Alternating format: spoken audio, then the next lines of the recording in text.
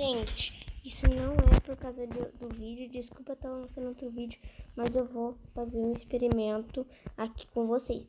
Pode deixar o like, pode se inscrever aqui nesse canal também, tá? Nesse momento.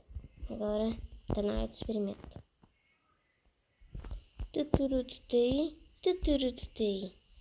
Gente, ainda tem que fazer alguns ajustes. Então, quando eu terminar, eu volto com vocês. Então, essa vai ser a máquina. Gente, tá na hora. Em 3, 2, 1. Olha o experimento. Mano, que da hora de ver isso. Eu preciso fazer mais. Olha esse experimento. Gente, é porque o Felipe Neto tava fazendo um vídeo disso. Eu falei assim, ó, tá, beleza, tem que colocar bloco aqui, tal coisa. Eu tinha esquecido, aí eu falei assim, ó, tem que botar bloco aqui, botar bloco aqui. Aí virou esse experimento. Sabe por quê, gente? Isso aqui, ó, tá acionado. Aí, na hora que nós vai tirar esses trilhos aqui, ele vai quebrar e os carrinhos vai cair. Aí, olha, ó, você tá vendo que tá indo em sequência lá, ó. Tá indo em sequência. Aí, tipo, um vai primeiro lá, ó. Aí vai assim.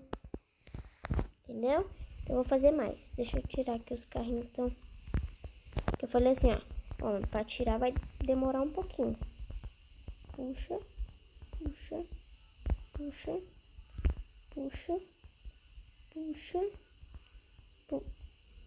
puxa. Aí, agora terminar de fazer tudo isso, eu volto com vocês. Aí, gente, fiz a máquina um pouquinho mais grandona. Então, em 3, 2, 1 e... Olha. Eita, nós... Eita. Aqui não deu muito certo, não. Nossa, não, parabéns. Não, tá tudo certo mesmo. Por que não tem taxa de redstone então, Lucas? Sendo que tá tudo certo. Vai, Lucas. Gente, quando terminar de fazer esse erro, eu volto com vocês. Por favor, perdão.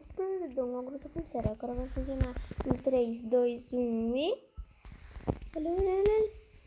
Nossa, mano. Ah, não. Só era o que me faltava.